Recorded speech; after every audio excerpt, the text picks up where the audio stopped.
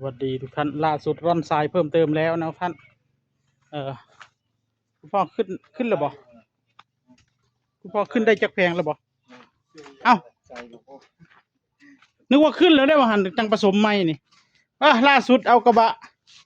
ชาวบ้านเอามาสมทบอีก1 กระบะเป็น2กระเทิดแม่นบ่นี่ทุกท่านผมขึ้นผู้เดียวหมดสอบหนึงเลยบ่เจ้าว่าสิฉาบจังได๋ซั่นน่ะข้างๆนี่ฉาบตั้งแต่ข้างล่างพุ่นบ่เลยเด้หรือว่าสิฉาบเฉพาะหม้องนี้จับเฉพาะมองนี้ก็ได้นะข้างล่างเลยเด้เฮ็ดจังได๋บัดนี้หลังวิจิฮะแรกว่าสิโครงการว่าสิเอาไว้ติดหินเก็บแล้วคันได้ติดหินเกล็ดเด้มันก็สิไข่แน่บ่หรือใดในอนาคตว่าสิคันมีเงินว่าสิเอาซื้อหินเกล็ดมาติดอืมแต่ว่าข้างหลังผมฉาบไปเบิดแล้วเด้เพราะว่ามันมันบ่อยากเป็นนะรูดไปเลยก็ได้คันตัวนี้บัดจดโปรดออกมาแนวนี้ก็ยากอีกแม่นบ่ล่ะมันก็เพราะว่าอันบ่ได้ฮดเข้าไว้เพราะว่าอันสิติดหินเก็บก็เลยเต็มเลยทางฝั่งนี้บัดมันบ่ได้เสมอกันมันก็สิฉาบจังได๋ล่ะบัดนี้หรือเอาซ้ำได้บ่หรือเอาเฉพาะหม้องนี้บ่แต่ข้างหลังผมนำเบิดแล้วเด้มามันสิเฮ็ดคือจะว่านี่จักมันจะได้ใดมันบ่เป็นนะเจ้าลองเฮ็ดให้เบิ่งมึงดูเออเอาเดี๋ยวคุณพ่อเพิ่นจะฉาบด้านในสาเหตุที่ผมฉาบด้านนอกก่อนเนี่ยเพราะว่ามันช่วงบ่ายมันสิแดดพี่น้องเอ้ยมันแดดมันสิยากก็เลยว่าเดี๋ยวแดดมากพอดีแล้วปูนแห้งเลยจังน้อยนี่บ่ฮอดชั่วโมงนี่ก็แห้งแล้วร้อนปานนี้อากาศแบบนี้ร้อนไว้อันแห้งไว้อยู่ดอกอันนี้ร่อนทรายเพิ่มเติม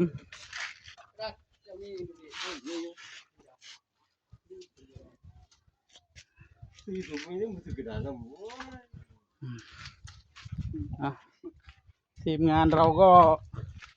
ลุยวันนี้ฉาบเอาซ้ำได้พี่น้องเอ้ยบ่ถึงขั้นว่าสิแล้วดอกเอาซ้ำเฮ็ดได้ซ้ำใดก็เอาซ้ำนั้นผมก็สิขึ้นปูนอีกจักแพงนึง2 แพงผมก็สิเซาซะก่อนปั่นซะก่อนมันสิปั่นบ่ทันใช้เครื่องปั่นก็จริงนะท่านแต่ว่ามันแห้งไวมากบ่ทันคือกันเด้จักหน่อยบ่ฮอดชั่วโมงนี่ก็แข็งแล้วนะก็ปั่นได้แล้วเพราะแดดมันแรงวันนี้อากาศมันร้อนถ้าครึ้มฟ้าครึ้มฝนก็ใครอยู่มันขึ้นได้หลายแพงอยู่อันบรรยากาศแบบนี้ขึ้น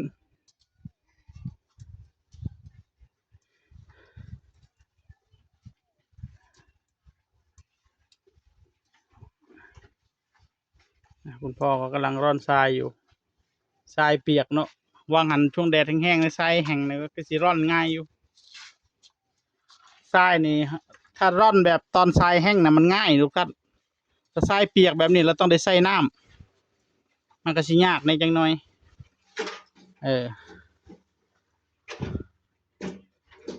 แต่ก็เอาละ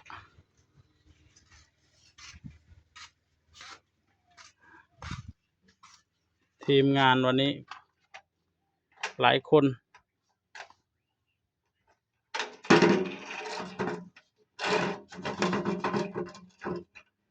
ผสมปูนฉาบทุกท่านนะ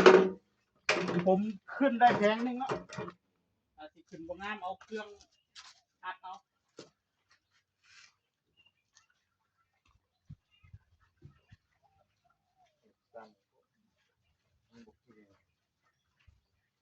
ตามกันมา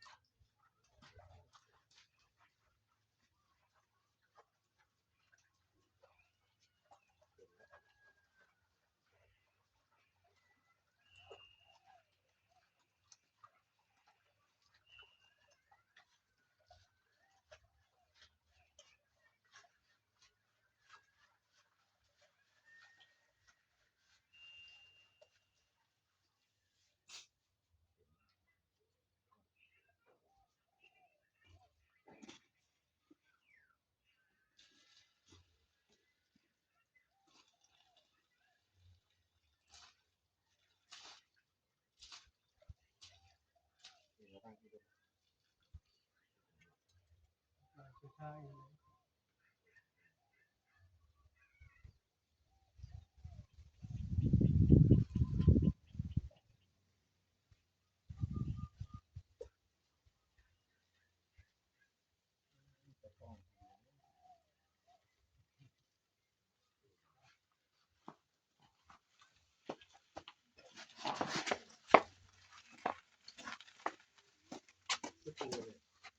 จะกูแล้ว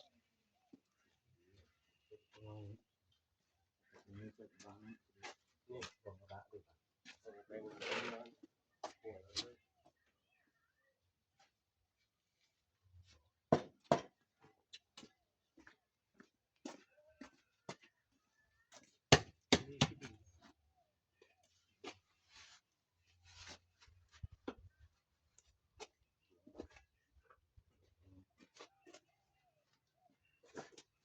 เอาโคนลงสิใส่คุกไว้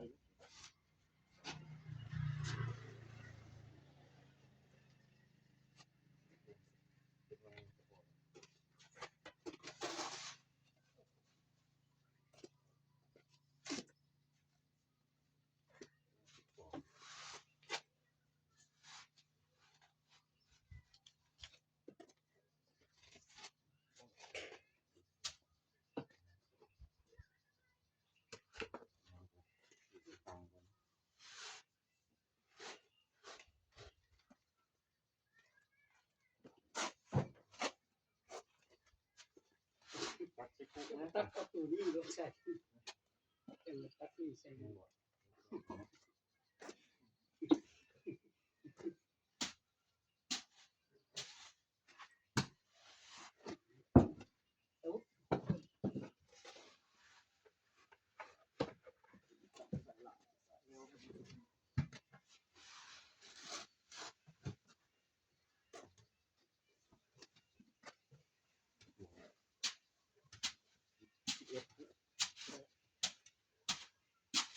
คนก็ใส่สอ ผ ง มเริ่มเลย สอง เริ่มเลย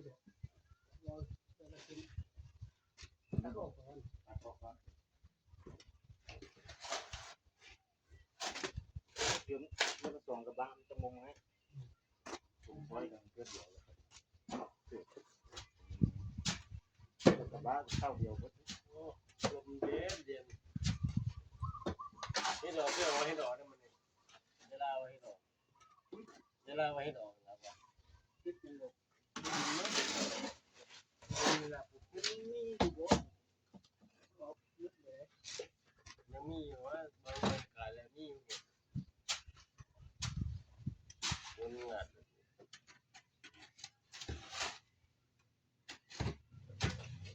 ไอ้ที่พ่อไปเอาไป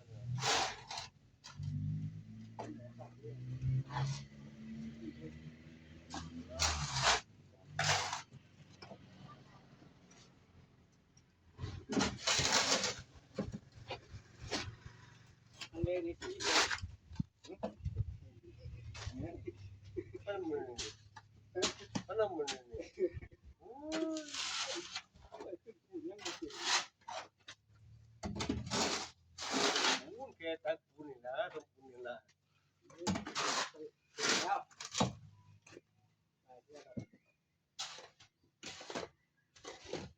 ไม่ใช่พอปูนนี่ตักไปนะไม่ใช่พอปูนนะ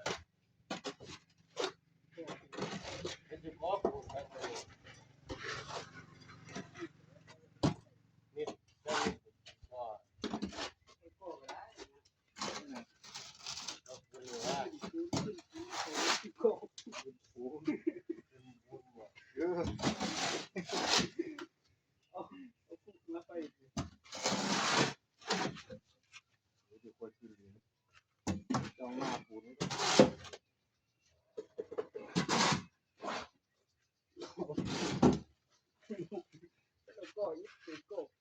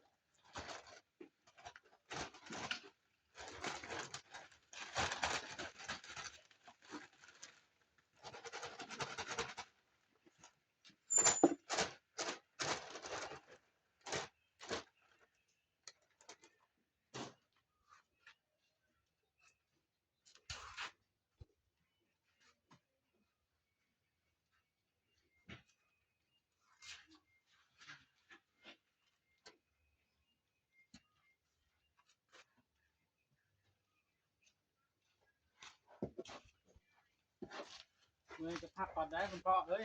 ครับผม